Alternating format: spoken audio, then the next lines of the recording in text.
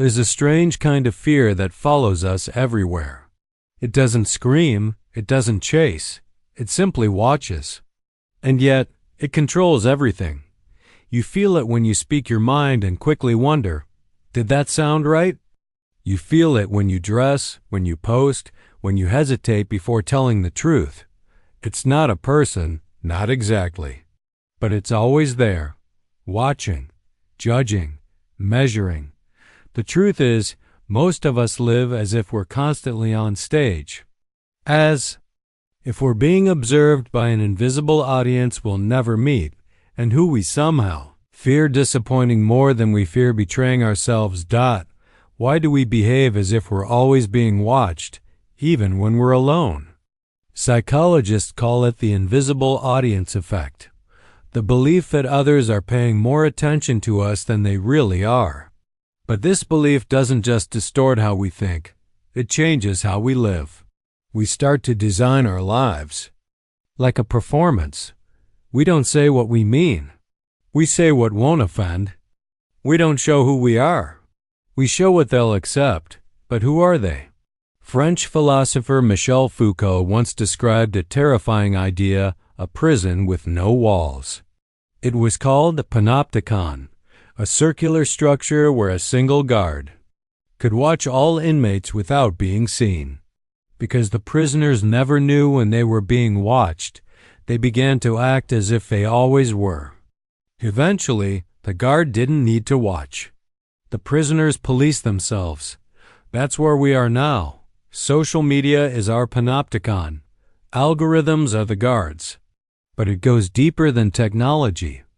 We've internalized the gaze. We've become our own surveillance system, our own suppressor. We no longer need to be told what's acceptable. We've already silenced ourselves before anyone else has the chance. We are both inmates and guards, performer and crowd, mask and mirror. The paradox is brutal. We're wired to connect, to belong, to be loved, yet this drive becomes our spiritual cage. We slowly sacrifice authenticity to remain acceptable. We flatten ourselves to fit into spaces that were never made to hold real people. And we call it success. We call it maturity. We call it being liked, but it's not connected, it's control. And the cost is staggering, because when you are always performing, the act never ends. And slowly, you begin to forget. The script was never who you were. The longer you wear the mask, the more your real face begins to vanish beneath it, until one day you're no longer sure who's behind the eyes. This isn't just a social habit. It's a psychological prison, a spiritual anesthetic. And for many, it feels like the only way to survive. But if we dare to look more closely, to feel the weight of this invisible audience, we begin to sense the horror beneath the applause, the hollowness beneath the validation. We realize that many of the rules we follow were never ours. They were inherited, imposed, rewarded, and worst of all, chosen. But why? Why did we give them that power? That's where the story begins to twist. Because to reclaim your existence, you have to understand what you traded it for. And why? So we must ask, who are we performing for? And what do we fear will happen if we finally stop? We move forward not with certainty, but with a haunting awareness. If the audience is invisible, maybe it was never real. Maybe the only one watching was you, and maybe that was enough. Is the self you show the self you are, or just what they'll applaud? We grow up in mirrors, not the kind made of glass, but the kind made of people. Every smile we receive, every frown we fear, every silence we don't understand, it all reflects back something about who we think we are. Charles Horton Cooley called this the looking-glass self, the idea that we build our identity not from who we are, but from how we think others see us. And that's the catch. It's not even their judgment we respond to. It's our imagined version of it, our internal guesswork. Their ghost in our mind.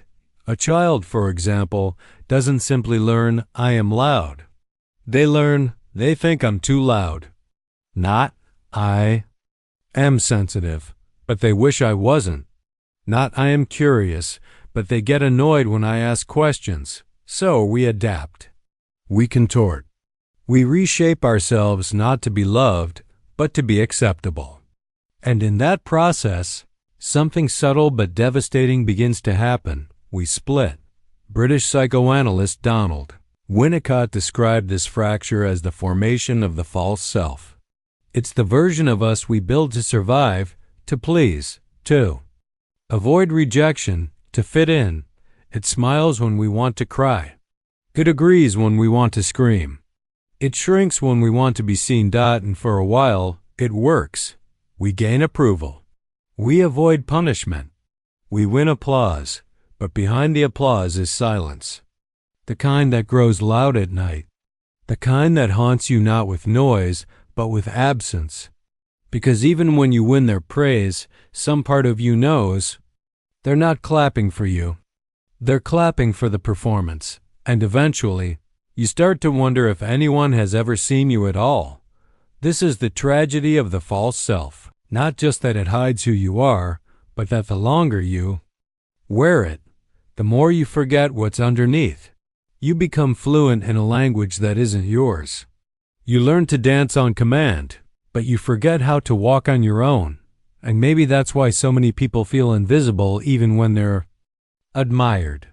Why do so many collapse under the weight of perfection or fame or success? Because praise is a prison when it's not given to your real self. And performance becomes punishment when it never ends. Our culture rewards the false self. It promotes branding over being, performance over presence. It tells you to market your personality, optimize your image, turn your identity into content. But it doesn't tell you what happens when the lights go off, when the mask cracks. When the echo chamber falls silent, there's a loneliness in performative living that no amount of likes can touch. It's the loneliness of being surrounded by people who only know your mask. And the heartbreak of realizing you've spent years making yourself palatable, but not whole. So we ask again, is the self you show the self you are, or just the one they'll applaud? Because if it's not you behind the mask, then who is it? And what happens when that mask begins to break? This is where the journey shifts. We've seen the invisible audience. We've seen the mirror of approval. Now we turn toward the cost of refusing to play along. Toward what it takes to leave the stage, even when the world is watching. Because breaking the mirror may be painful, but living inside it is a slow death. Let's find out what lives on the other side. When did being liked become the same as being good? It's a quiet shift, almost imperceptible. One day, morality is about integrity, what you do when no one's watching. The next, it's about optics, what you appear to stand for and who claps when you say it. Reputation used to be a consequence of character. Now it's a substitute for it. In a world where public approval is currency, image becomes everything. It doesn't matter who you are. It matters what people think you are. And so, we learn to curate, to polish, to perform. We call it branding. But it's older than marketing. It's religion. Every culture has had its gods, and every god has had its rituals. Today, we worship at the altar of reputation. We tithe in likes. We fast from unpopular opinions. We pray through performative outrage. And we confess our sins publicly, not to atone, but to preserve the brand. The new heresy is saying what people are afraid to hear. The new holiness is saying what they already agree with, louder. But in every religion, belief is less important than belonging. And that's where the danger begins. Gustave Le Bon, in his study of crowd psychology, warned of the terrifying power of collective emotion. Crowds are not rational, he said. They are not just more than the sum of their parts. They are less. Once inside a crowd, a person becomes suggestible, impulsive, and obedient. Morality dissolves into mob logic. One spark of consensus becomes a wildfire, and disagreement becomes betrayal. Modern society is a digital crowd, permanent, global, and always watching. Cancel culture isn't just punishment, it's purification. It's the excommunication of those who fail the moral performance test. The message is clear: conform or be cast out. Say the right thing, not the real thing. Believe the current thing or lose your standing. But this isn't about justice, it's about safety. Approval has become a survival mechanism, and so we train ourselves to echo, not question. We signal our virtue the way ancient tribes painted war masks, not to understand the world, but to protect ourselves from it. And here's the paradox. The more public morality becomes, the less moral it is. Because when goodness is judged by popularity, truth becomes irrelevant. The real, the complex, the inconvenient, it's all too risky. And so, we amputate depth in favor of simplicity. We abandon nuance in favor of applause. We don't stand for what we believe. We stand for what will be rewarded. But moral currency is a dangerous kind of wealth. It inflates quickly and crashes violently. One mistake, one misstep, and your social capital evaporates. Suddenly, you're not a person, you're a symbol. And the crowd does not forgive symbols. Reputation becomes a leash. And the longer we wear it, the more we mistake it for virtue. But what happens when someone refuses to kneel? When someone dares to speak without asking permission? When someone lives by conscience, not consensus? They are punished, yes, but they are also free, because to step outside the crowd is to step into yourself. It is to risk isolation in exchange for authenticity. And it is in that space, outside the echo chamber, that the real begins to return. Reputation is not identity. Approval is not virtue. And applause is not the truth. So we must ask, who gave them the authority to tell us who we are? Who appointed the crowd as judge? And more importantly, what happens to their power if we stop playing along? Because sometimes the most moral act is to be disliked. Sometimes the only way to remain human is to be misunderstood, and in the silence that follows exile, something ancient stirs. Not popular, not approval, but selfhood. What if freedom means losing everything you were praised for? This is the moment most people turn back. When the applause fades, the likes vanish, and the crowd grows cold.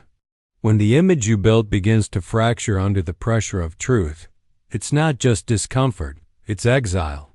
The emotional cliff edge where performance ends and something terrifying begins. Because stepping into authenticity isn't a gentle unfolding. It's a rupture, a break with what made you visible, acceptable, included. When you stop worrying about what they think, you start to realize just how much of your identity was borrowed from their expectations. This is what Kierkegaard called the leap of faith, but not into religion, into the self. A blind jump away from the herd with no guarantee of who you'll be when you land. It's not self-expression in the way society sells it: cute slogans, quirky outfits, curated uniqueness. No, this is the deeper kind. The kind that costs you everything. Your certainty, your approval, your role in the collective fiction. Because once you stop playing the game, the players don't trust you anymore. You might speak truths others won't.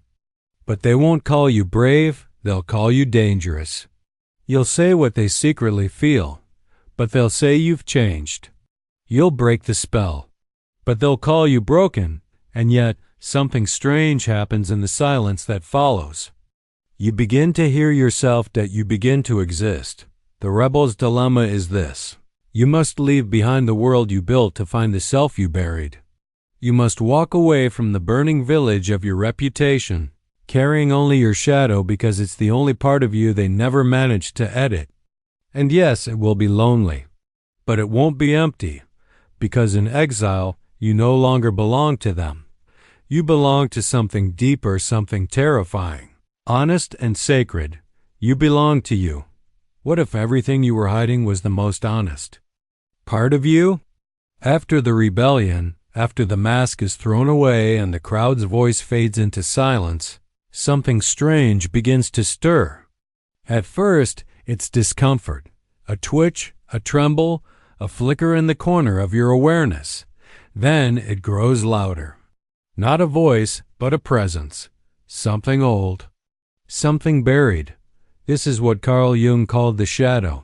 The shadow is not evil. It is not the villain in your story. It is simply the parts of you were told to hide, the rage you silenced, the desires you denied, the brilliance you dimmed so you wouldn't outshine, the grief, the envy, the instincts you locked in the cellar to keep yourself likable. But repression doesn't erase. It incubates. And now, in exile, in the quiet after rebellion, the shadow rises to meet you. It doesn't knock. It doesn't ask. It stands before you like a mirror, but not the polished kind. This one is jagged, warped, and impossibly honest. This is the turning point most never reach, because when the false self falls away, what's left is not some glowing, perfect truth. What's left is everything that hurt to look at. Everything you've been avoiding. But here's the paradox. The shadow is not your enemy. It's your invitation. It is not the part that must be destroyed. It's the part that must be integrated. Jung believed that real wholeness only comes through this painful reunion. Not by becoming better, but by becoming complete. By acknowledging that the very things you were told to be ashamed of, your darkness, your chaos, your hunger, your intensity, were never flaws. They were fragments, disowned parts of your humanity. And now you are finally ready to bring them home. But this reunion comes with a price, freedom, because when you accept your shadow, you are no longer chained to the judgments of others. You are no longer bribed by praise or paralyzed by shame. You are no longer obedient to the gods of public opinion. You are sovereign. Jean-Paul Sartre once said that we are condemned to be free. That freedom is not a luxury, but a burden. Because once you realize you are not who they said you were, you also realize there's no one else to blame. No script to follow, no stage to stand on, only choice. Only self-authorship. Only the terrifying, magnificent responsibility of existing. It's not comfortable. It's not easy. But it's real. You learn that your fear was never of the shadow itself, but of what it would mean to love it. To stop calling your death too much. To stop apologizing for your power. To look in the mirror and say, this is me, in full. And strangely, it's not the monster that dissolves. It's the fear. The longer you stand in the mirror, the more the distortion fades. The more your reflection begins to resemble not the person they wanted, but the person you abandoned. Not an image, but an origin. And in that moment, something breaks. Not you. The illusion that you ever had to be anything but whole. So now we ask, if the false self is gone and the shadow embraced, who remains? Not the performer, not the exile, not the reflection in their mirror. Someone else, someone quiet, someone unedited, someone free. If you stop performing completely, what would you say? Not for applause, not for agreement, not to fit in, impress, or survive, but simply because it's true. It's a question few ask, not because the answer is hard, but because it's dangerous. Because the moment you stop performing, the scaffolding of your identity, the version shaped by teachers, parents, partners, algorithms, begins to crumble, and something stirs beneath the ruins. This is not the self you edited, polished, and made palatable. This is the one they never met, the one that was there before the image, before the mask, before the world taught you how to shrink. At first, it's unrecognizable, quiet, foreign, like discovering a stranger has been living inside you this whole time. But the more you listen, the more familiar it becomes, not because you've heard it before, but because you've always known it was there. Carl Jung called this process individuation, the integration of the many fragmented parts of your psyche into a unified whole. It's not about perfection. It's about wholeness. It's not about becoming someone new. It's about remembering who you were before you were told who to be. And the strange irony? The self that emerges doesn't need to be liked.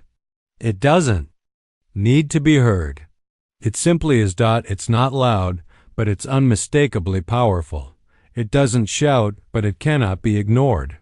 Because real presence isn't performance. It's gravity. And when you finally step into it, people may not always like you, but they will feel you, not as a brand, not as a persona, but as a force. Friedrich Nietzsche called this being the Burmez, not a superior man, but a transcendent one, someone who no longer needs society's morality to dictate their worth, someone who creates values rather than inheriting them, someone who, in a world of mimicry, dares to be original. But this kind of originality is not rebellion for its own sake. It's not dramatic or flamboyant. It's not about breaking rules to be edgy. It's about not needing the rules at all. True sovereignty doesn't require a crown. It requires inner truth. And that truth is often silent, still, and unwavering, because once you stop worrying about what they think, you stop being owned by them. Once you stop curating your soul to please others, you stop offering yourself for sale. And once you stop explaining who you are, you start living as if that explanation is already understood.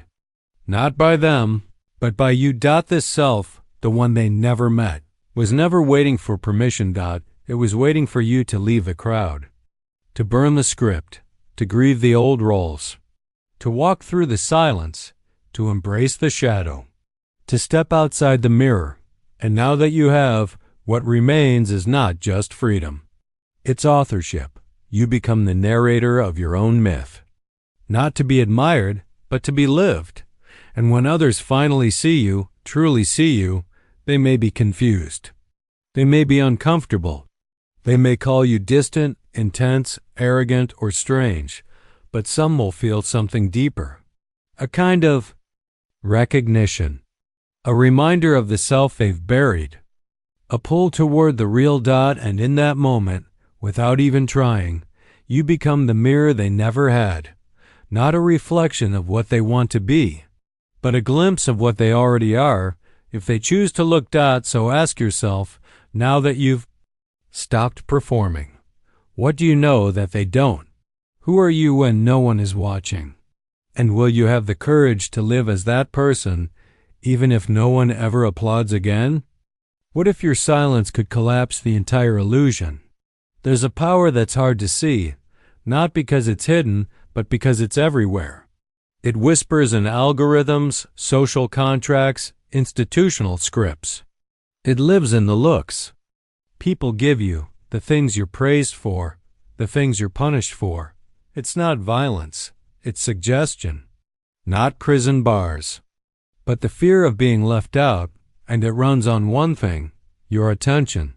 The entire structure, the need to be accepted, approved, applauded, only works if you participate. The machine is vast, but its engine is small. It runs on your worry, your self-editing, your fear of being misunderstood. The moment you withdraw that energy, it begins to stall, because once you stop asking for their permission to be whole, they can no longer sell it to you. Once you stop defending yourself, their accusations lose weight. Once you stop performing, their applause becomes irrelevant. And this is the truth no system wants you to know. You were never actually controlled. You were convinced, conditioned, trained to believe that peace comes from conformity. But real peace begins where imitation ends. The great illusion was never just that they had power over you. It was that you needed them to tell you who you are. So, when you fall silent, not in surrender, but in sovereignty, the spell breaks. They lose their grip, not because you fought harder, but because you stopped playing. No more performance, no more echo, no more masks. Just presence, stillness, self. And that is the final rebellion, because the person who no longer needs to be liked can no longer be manipulated. The person who no longer fears exile can no longer be coerced. And the person who no longer performs can finally live. Not louder, not brighter, but real. That is when their power ends, and yours begins.